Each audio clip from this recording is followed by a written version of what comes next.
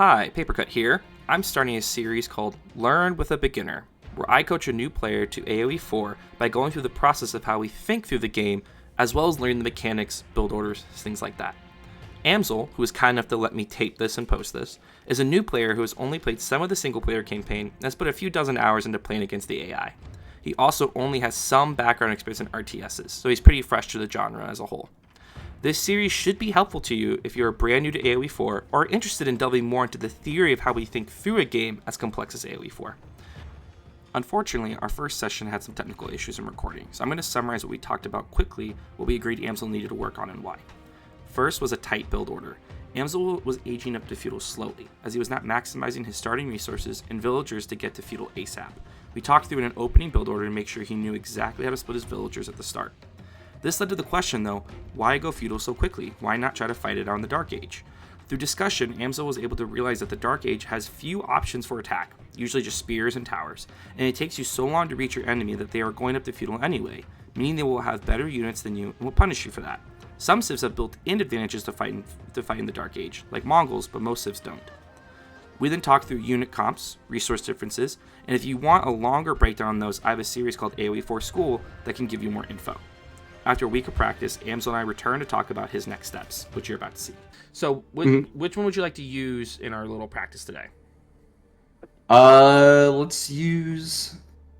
Yeah, let's go. Let's go, Joan of Arc. Let's go, Joan of Arc. I encourage you to play one civ for a while, but keep messing around because what's going to allow you to get better at the game quickly is picking a civ you actually enjoy.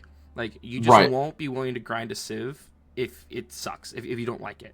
Yeah, exactly. But what do you understand as the strengths of Jeanne d'Arc? Jeanne d'Arc. I don't even know if I'm going to say it correctly ever. But what do you understand as the strengths? So obviously it's just French with some extra flavor, right? So you get the hero unit of Jeanne, and she can kind of wreck face. And then, you've got the Royal Knights and Feudal, which are pretty great at applying pressure for sure. I figured that one out. I like the blacksmith granting free technologies as well. That's less things that I have to micro. So yeah, French was my favorite faction. Oh, and the crossbowmen, the Arba. I don't know French. Arbitrarily, whatever, something like that. Yeah, they're fun too. So I really like those. Yeah, that's the best way I can describe it. I think you captured a lot of what makes her a good civ. It's important to keep in mind what she loses from the French have faster villager production and cheaper economic buildings, as well as you lose the castle providing cheaper cavalry and archers influence the castle. So if you get behind, then you're a little bit more screwed. In a way, yes. Like one power of the French was if you just kept it a neutral game, you will slowly gain villager lead. While John, that's not the case. John, you're playing the same level now, but John's been considered a really good civ. People, at least in the discussion, is that she is one of the better new civs because the hero is just so strong. Right. On the flip side, to get the most out of this civ, you have to play the hero well. Right. And so part of that is you have to make sure she doesn't die, and you have to use your bonus as well. Have you looked up a build order guide for getting up quickly into feudal? Yeah. Okay. Yep. Yeah. So here's what I want to do. I actually want to watch you play a game against the hard AI. And I just want to kind of see your process, and then we'll walk through the game together after I watch it, and then whatever we kind of talk about, we can then kind of do a skirmish between us two and kind of try to implement that coaching. Make sense? Sure. Yeah, sounds good. Okay. So first, I want you to self-critique. What do you think you did well? Yep. What do you think you need to do better next time? I need to keep up constant production for sure. Yeah, that's a big one. I think I need to just take a day and set up hotkeys for buildings and stuff. Because that'll just let me snap back to them quicker. Yes, and you need to practice those. Really make yourself to, because it's gonna suck at first, but that's what really helped me get a new level on my gameplay. Was when I really committed to using the hotkeys for things. Yeah, I already set hotkeys for like idle villagers and stuff like that, so that's been useful.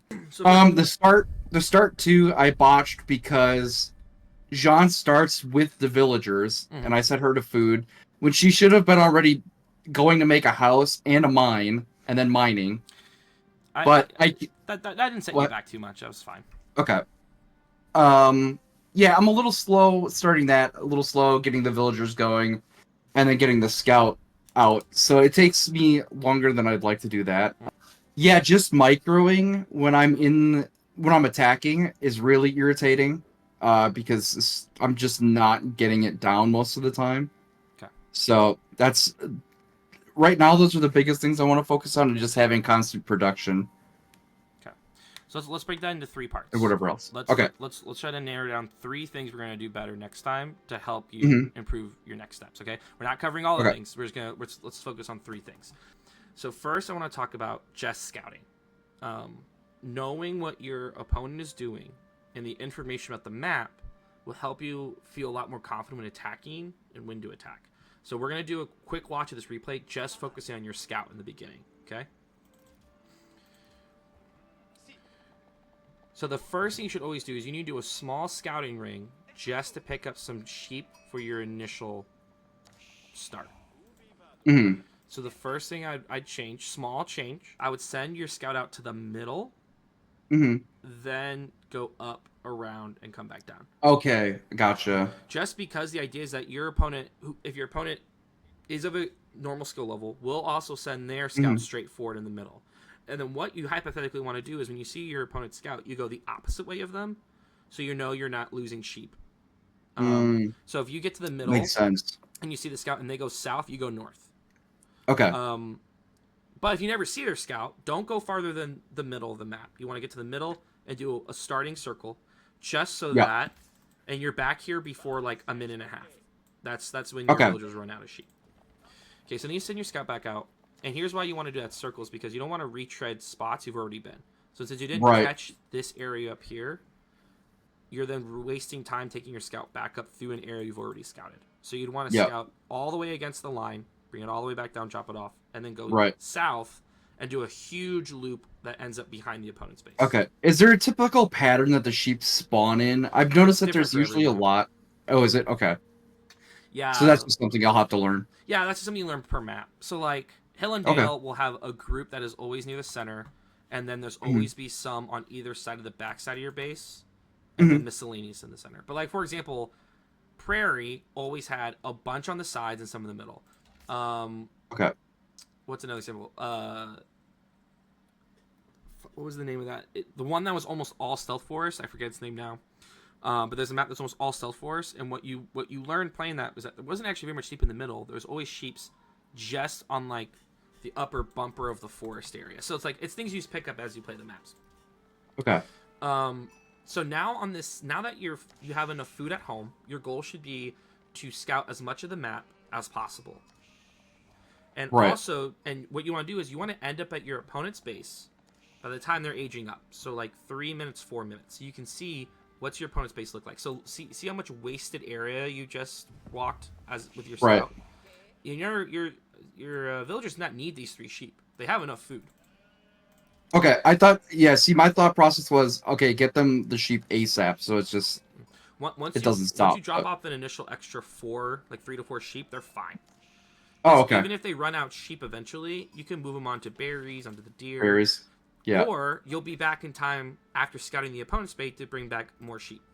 If Mm-hmm. you end up getting a whole bunch here, what you can do is run right here and just tell the sheep to walk to the base. It's a little Right. risky. Your opponent might get them, but most of the time, your opponent scouting pattern will have already crossed that spot. So like I would have Right. run the scout like right here, told the sheep And then to- just and sent yeah. the sheep onto the town center, so I'm not running all the way back and all the way in. Okay. But what you really need to know is what is the resource situation? What's my opponent's base look like? Because that can tell you where to scout. You actually never do that, which makes it hard for you to actually pick the best attack spot. I noticed that at the beginning, and as soon as I started getting shot, I kind of dipped out. I was like, well, fuck, I didn't get any decent info. What do you know about your opponent's base right now? All I know is that there's a town center there and some deer. There's a deer right here. So you know that their deer is Yeah. exposed. That Hmm. and this is important for as you are going to be an aggressive civ, you will be attacking them probably before they attack you. So Yeah. the natural thing is, where are the resources? Where does my opponent have to go? Where can I set? Where can I attack to starve them? Yeah. Because your goal as an aggressive civ is you're not going to destroy their town center early on, but what you can do is prevent them from getting the resources needed to combat you. So Yeah. it's this game of where are their resources? Where do I know I'm going to be attacking? So you know. Yes. I'm sorry, go for it. Yeah. Yeah. Basically, just starve them out and stop them from building up anything until I can Hmm. essentially destroy it. Right. That's Yep. all it is. So you know they have a wood line here, which is the Hmm. close wood line, which the TC will protect to about the first 2 rows of wood. They have a small Okay. wood line here, but we still don't know where their gold is, their stone is, and we don't know their Mhm. entrances. Is there an entrance right here? Yeah. Do they if they wall this up? Like, where do I think they're gonna wall? Because if I can get a knight there quick, then I can stop that wall. Hmm. What's it look? So like that's the goal, especially as aggressive civ, is you gotta know where the resources are so you can poke.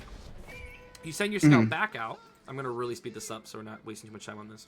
Yeah. And you never actually check out to see anything else. And then you come up here and you see he has 1 on stone, but that's not gonna do anything. Like one thing you should do is Right. like, click the stone. Oh, he's only gathered 8 stone. They're not doing second TC. This is the AI being kind of dumb. But like Okay. you know they're not going second TC. You kind of bring your horseman here and you just attack. You could have kept going back here, but you did get some good information here. They're building a barracks. Yeah. So as John Dark, what's your response if you see them going barracks? What does that mean they're doing? We're probably gonna build some spearmen. Yeah, and for the Malians, that's a Donzo. The only difference is the Donzo's a little bit stronger and can throw a Okay. spear. So they're Gotcha. like buffed up spearmen a little bit. But yeah, so you need to go archers. So, quick specific question on that Mhm. unit. So, does their thrown spear hit as hard as the melee does against large units, or not?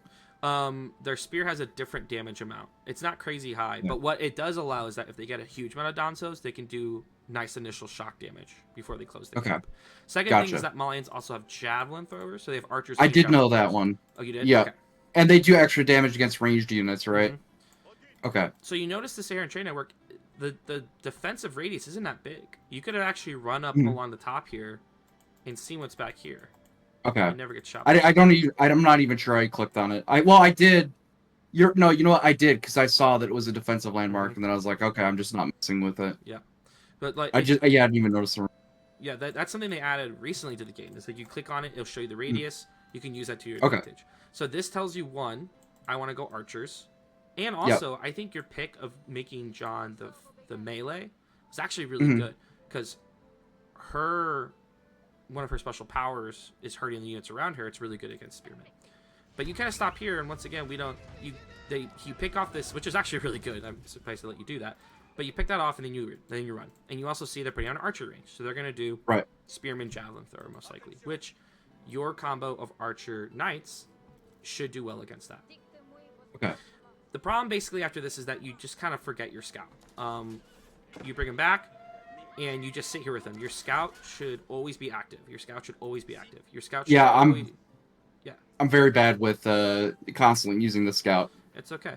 I have scout on 1 early in the game Hmm.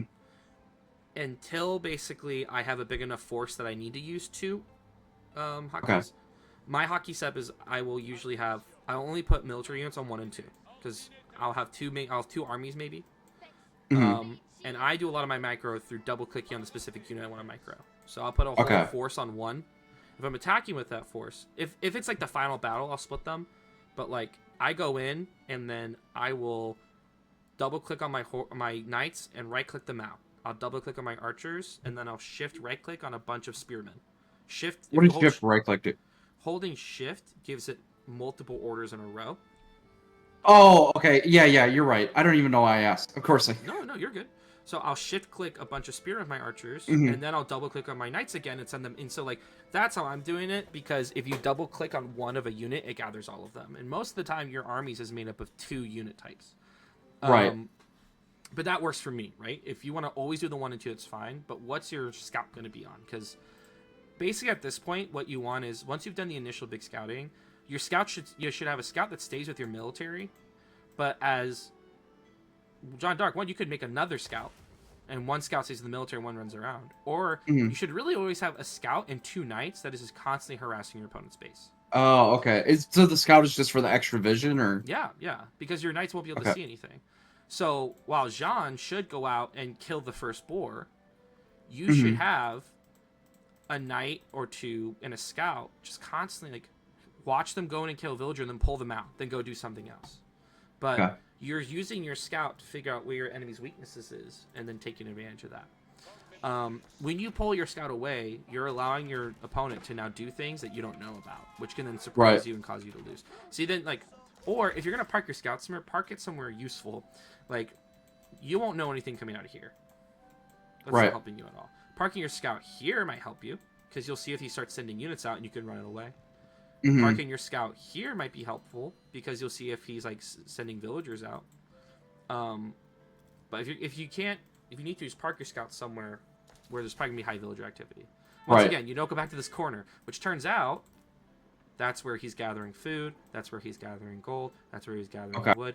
Imagine knights in here. Yeah. So if I went through the back, I could just like probably decimate 2 or 3 units at a time. And you don't even need to stay there, right? A 2 knights charging kills a villager. Okay. No matter what, early on, as you're getting better with micro, if you're attacking, send your knights in, have them kill 1, maybe 2 villagers, and get out of there. Send them like all Okay. the way south again, and then go back and do what you need to do, and then do another one. Your Okay. your goal is just to make your opponent constantly have to react to you and not be Right. comfortable in their setup. Okay, so that was my big point in that one. Scouting. You always want to make sure Yep. you're scouting and know when your opponent is weak, so you can attack that with knights and eventually John. Like I would want Yeah. to after you kill the initial boar, John goes in. Okay, Okay. so that's the first. Yeah. one. The build order that I've seen has you just killing 2 boars to level up off of that, basically. I get that, but that took you so long. Okay. Kill the first boar, and if the second boar is close, kill it. If the boar is all the way across the map, it's actually, in my opinion, better for you to go in and start fighting your opponent. Second Okay. is Jean. So this Civ's abilities come from your use of Jean. Yeah. So I want to do a whole second step of just focusing on Jean. Okay. So one, you leveled up Jean late. Did you notice that? Yeah, I did. Was I there a missed reason it. behind I was just focused on doing other shit, and I know that there's a sound notification that just passed by me. Yeah. Leveling up Jean immediately is vital because the XP you get while she isn't leveled doesn't transfer. Oh, okay. So that Yeah. means So, you so I'm wasted XP. losing XP. Yeah. Mhm. Okay. So she's up. So, yeah, if she's you, about if to you had her level. built that house, she would have actually been ready. She would have been leveled at that point. Okay. Now picking between archer and melee, Jean, Mhm. it just I personally don't think there's a huge difference at this point. I think the biggest difference comes from: do you think you're going to be harassing villagers a lot? Then you want to do Right. archer. Do you think you're going to be getting into duke 'em out fights early on? You want melee, Jean. Mm-hmm. But whatever you choose, I think melee Jean will probably be easier for you. It'll be less micro. Yeah. So I would say early on go melee Jean. But see how much XP you wasted. Yeah. Yep. Can't do that. So we need to level her up immediately. And she, like, if you had done that immediately, she could already be on the board killing it. And she can kill the boar by herself, keep in mind. Like, Yeah. Okay. And then you let her heal back up. So one is leveling up and moving quickly. But the big thing is you didn't really use the powers to their full use. Mm-hmm. So her 3 powers. Holy Wrath, you use that when you're fighting in a group. Yep. Divine Restoration, you use that, I would say, once the battle really kicks off. Right. Because if you use it too early, you've wasted its ability. You want to use it when you notice a good chunk of your units are half health. But I never noticed you use the Consecrate ability. Do you know what the Consecrate ability is? Yeah, it blesses a building to use less food, right? Yep, and you can bless it from anywhere. Okay. Oh, you can? Mhm. Okay. So I noticed you never consecrated anything. At least I missed you doing it. I didn't. No, I Okay. did not. So order of consecrations. Your first consecration should always be your town center. Mm-hmm. Then you should probably do your school of cavalry, and then whatever Right. you have after that. Okay. What's great about consecration is that as you level up, I forget if it's a natural thing in her level up or if it's something you research, but the consecration can also be applied to gold and wood later. And Yeah, so I have seen that. right, so every single production that you consecrate immediately becomes a lot better. Do you have to reconsecrate it, or No, does it just? no, Oh, it really? stays. Okay. Now the key is that that building dies, it loses it. Okay. Um, so for John, actually protecting your production so it doesn't get killed in like a raid Mm, is actually pretty important. Because while gotcha. you don't get extra units, you get that back through the consecration in a way. Like that's how you're saving resources. Right. So you gotta use consecration, which is really important. But leveling her up quickly is vital. So you need to get her to fight, and opponents won't want to fight her because if she levels up, that sucks. Especially if you can keep the fight in feudal, and then level up Jean to level 3, you have an Mm, immediate almost click to win. She can call right. her allies. You get the men at arms, and those men at arms tear through spearmen, and the opponent will have nothing to kill them. That is. I did go the Men at Arms route for that reason too. So. But you never use them when you got to No, fight. I didn't. Yeah. So that's the thing, right? Is like that is kind of your win condition. Fight it out in feudal. If you can't kill them, get Jean to the point that she can now summon men at arms. So my big critique here is that you did way too long running around looking for this war. How'd you go the first war? Yeah. Go in and fight. Like you know what your opponent's like. Go find your opponent's resources and send Jean in. The key is that Mm. Jean doesn't have to do the killing blow. There is a radius around her where if something dies, she gets XP. Okay, gotcha. She gets the full XP even if she doesn't get the killing blow. So you notice that when if you kill this wolf up here, you kill it before Jean takes a hit on it, and she gets it 12. Oh, okay. So if you walked her in right here, Yeah, and just and farm the knights villagers. came in and killed a couple villagers, you would get XP for Jean, and then you guys run away. And if they chase you with spearmen, send Jean in first, because Jean does great Right. against spearmen. And Okay. then and then once she starts fighting spearmen, send in your knights, and then you're using your abilities. Boom, Divine Restoration. Boom, Holy Wrath. And that's how you're getting your XP. All the while you're doing this fight with Jean, while you're attacking with knights, you should be building up your force and sending it forward. Yeah. These units, if they are rallied here, become a lot better. You know what I mean? Yeah. Yeah, that's something I started doing in my other games, and I don't know why. I just decided to play more passive here, and I shouldn't have. I think it was the defensive landmark too. I was just overestimating it. I Yep. think. And that's something we So. often do. That's a very common new player thing, is overestimating what your opponent has, and thus giving them a chance to catch up. Because at this point, you are ahead. You have way more units, so you have 15, and they have 10. Keep in mind, you have knights, which are merely more powerful than the opponent's Right. units.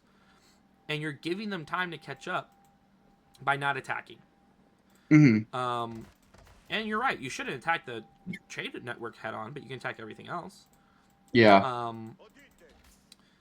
And then, but yeah, the use of Jean and the use of the units around Jean is going to be really important. In your Right. mind, you should always, whenever you're running around Jean, you should be asking yourself, do I have Consecrate? Use that immediately. Click E, click back, pick a building. Yep.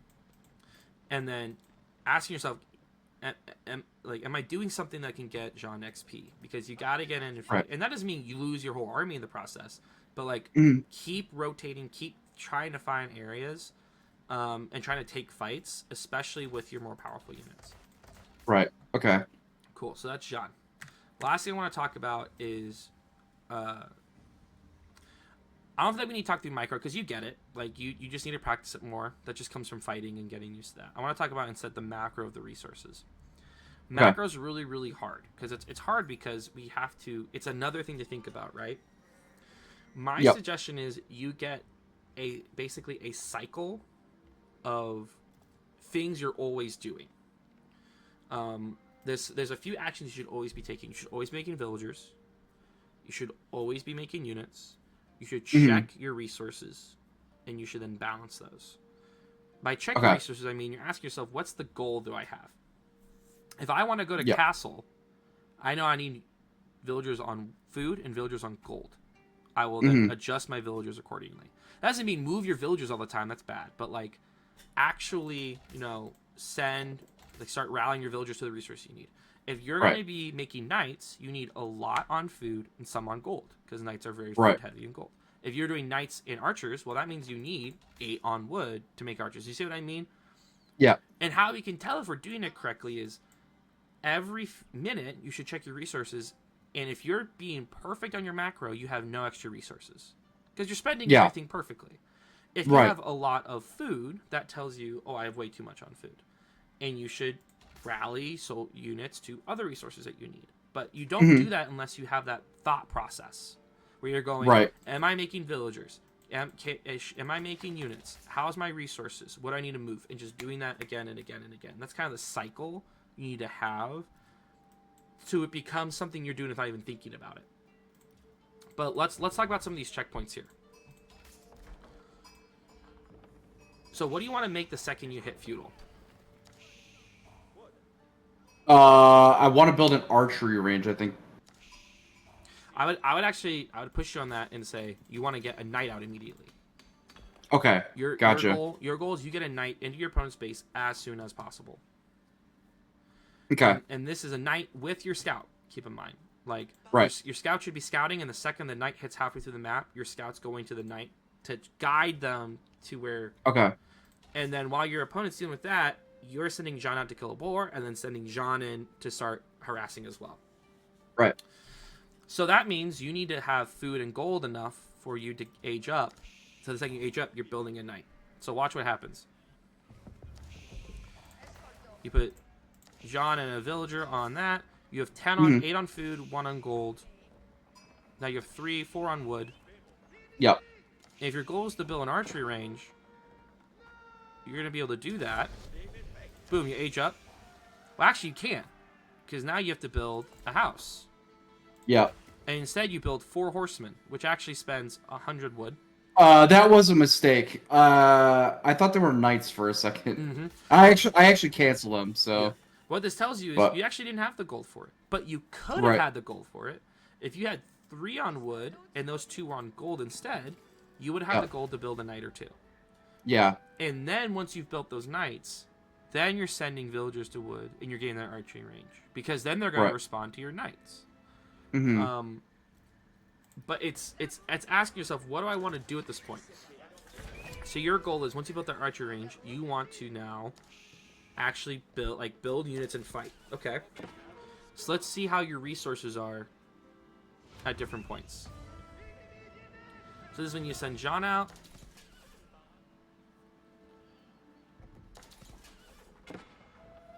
And look at our resources. Hmm. How are our resources looking? Yeah, a little lopsided. What's lopsided about it? Well, the food and wood. Yeah. Can you max out night production right now? No, but I could spam archers Seven archers. or villagers. So here's the thing: how many archers could you make right now? Good amount, right? Yeah.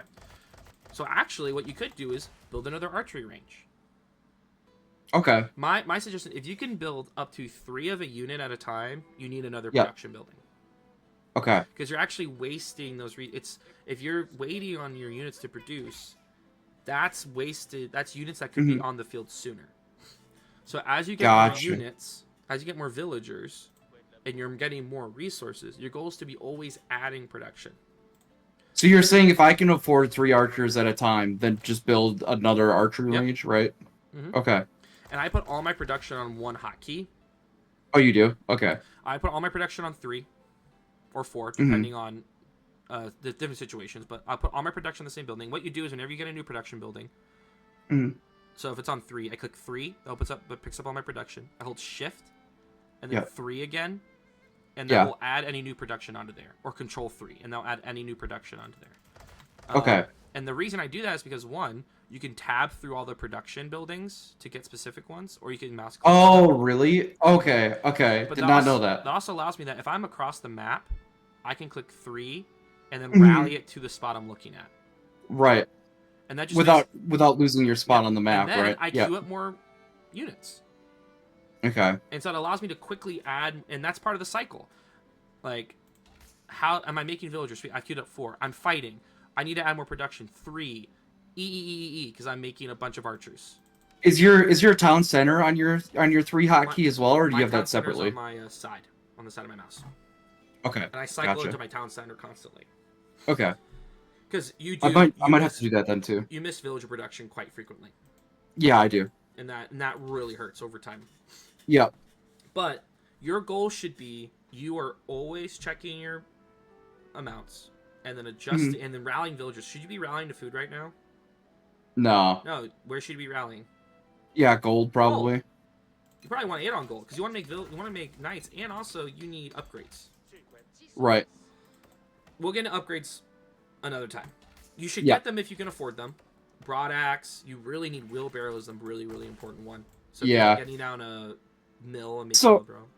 In this situation, should I have just built a mill for the hell of it? Yeah. So what? Just- you okay. should build a mill on the berries immediately. You should also get a blacksmith down immediately.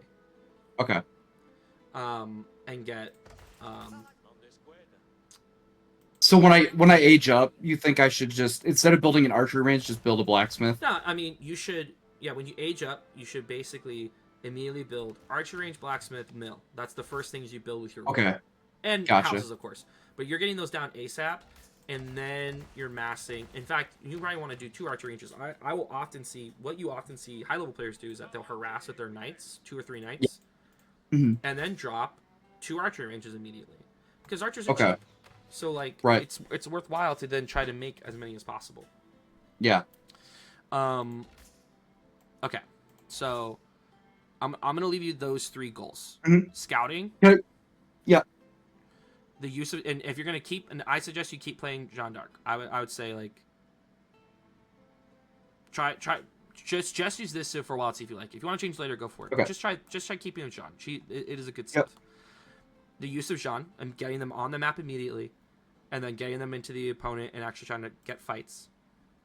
Okay. And 3, the cycle of macro, asking yourself, am I making villagers? Am I making military units? Unless you want to go to castle, then you stop making units. But until you want to go to castle, am I making units? 3, Okay, and that was going to be another thing I was going to ask you too. Yeah. So like when you're aging up, is it okay to like limit your production of like villagers and stuff just to save up resources never and stop stuff? making villagers. Really? Okay. Because the way to think about it is each villager is providing you resources forever. So if you ever miss on a villager, that's that villager's entire resources you've now lost forever. While your opponent does have those resources. Okay. So you cannot miss out on a villager. Okay. To extrapolate, in high level play, the killing of another person's 2 or 3 villagers is a massive advantage. Right. Because they're so good at using their resources. They're so precise in it. Well, yeah, I'm thinking about that now that you say that too. If someone killed 2 or 3 of my gold villagers, that would set me back like astronomically at this point. Yeah. Yeah. And so it's you never cut villager production. Okay. For making once you hit castle, your big thing for if you're going castle is one, you keep making units because you don't want to just leave yourself open to being attacked the second you hit castle. Right. But you get a lot of gold because your upgrades cost a lot of gold, and you want to get your veteran upgrades for the units you have a lot of. Mm-hmm. Like you wouldn't get spearman upgrade because you don't have a lot of spearmen, but you would get knight upgrade because you have a lot of knights. But what you'll notice is a lot of times you just have so many, like this is on ×8. Look how often you just have extra resources. Yeah. Constantly. Yeah. And the way to think about it, if those resources were units, I you would could already steamroll be them. spending it more on knights as well. You would steamroll them right now. Okay. You have 15 units. He has 8. You could have like 8 more archers. And the gate, you could just walk into their base. Oh man. Okay. But that's the thing is like, I have lost so many games and looked at my resources and seen I have 2,000 worth of resources. If those resources were units, I would have lived. But I didn't look at my resources and use them. Because it's okay at this point to look at them and be like, I have a lot of food and wood. I'm just going to queue up 6 archers and build an archery range. Right. Because at least you're making them, even if it's slow. Yeah. Also, good move on the deer, but put this in the middle of the deer. Okay. But yeah, so big picture stuff. Scouting, the use of Jeanne, because you keep her alive and use your powers with her. And 3, the cycle of macro. I'm always making villagers. I'm always making units. I'm Okay. checking to see how my resources are split. I'm increasing my production. Get upgrades too, but we'll get into more details on upgrades later as you get better at those things. Okay. I think you should be able to beat hard AI right now, in my opinion. Okay. Like, I just got to do things right. you're closer than I think. I think the secret fourth step here is be aggressive. I want you to be overly aggressive in these games. Okay. Because being aggressive will actually win you games a lot early in the ladder. People are super passive. They're super scared. It is much more valuable to you to learn how to be aggressive, which means you'll lose a lot of units early on, but it's better to lose them against the AI than when you're playing a game on the ladder. Right. So, like, try sending those 3 knights into the back of your opponent's base. And try to save them, but, like, learn from that. Be too aggressive. Because later on, you have this fight up here that really you would have won if you just stuck around.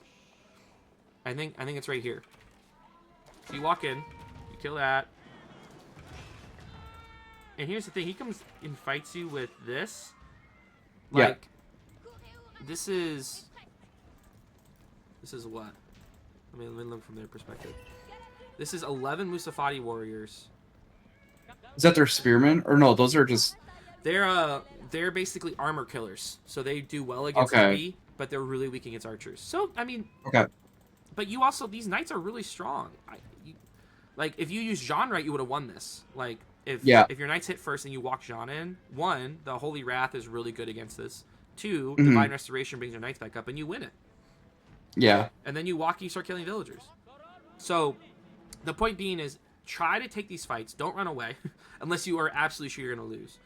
Right. And take this practice now. And try, like, okay, you're taking this fight, send 1 knight back here. Right. Okay. It's really powerful to send a knight away during a fight to go kill villagers. It's really powerful to take your first 2 knights and try to go kill villagers. Yeah, part of my issue with that too is I'll send like a knight or a group of something over to kill something else, and then I'll re-hit the hotkey that they're all assigned to target a building, and then they'll run off it. So that's another thing I got to get a lot better at. Yeah, so one thing you can do is before you enter the fight, have 1 or 2 knights that are just not queued on that. Okay. Or here's the thing. If you boxed over these 2 knights and sent them in, and then you right click them in so they don't attack anything, and then move them, then like at this point you're probably just trying to take these. And I think that's why I also really do like double clicking, is that when you double click on a unit, it only gets all those units on screen. Right. So if you set these knights up here and then move them and then went back to your fight and double click, I wouldn't. You're not messing with it anymore. But anyway, that's all extra stuff. The point being is, I've added a 4th one, but like, be aggressive. Try being overly aggressive. See where it's working, see where it's not. Okay. Cool. That's all the time we have today. All right, sweet. Keep playing a few games every day. And then keep track of what's working, what's not, and always ask yourself at the end of the game, what did I do well? What can I do better? How am I doing on those 4 goals? Okay.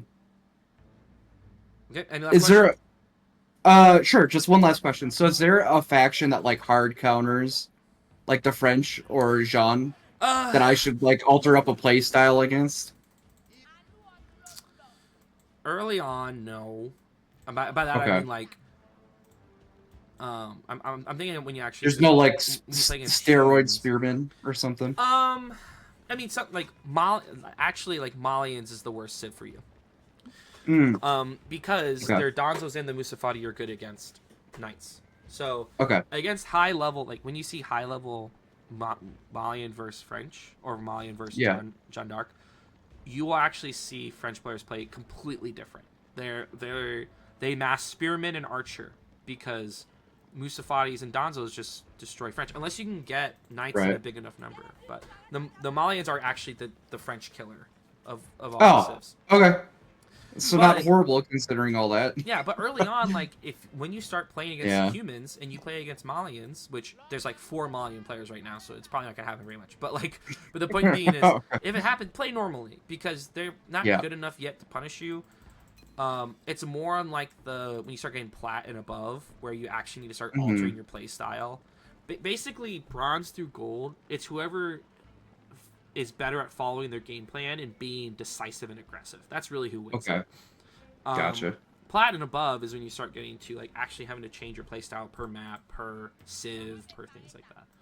Okay. All right. I'll focus on that then.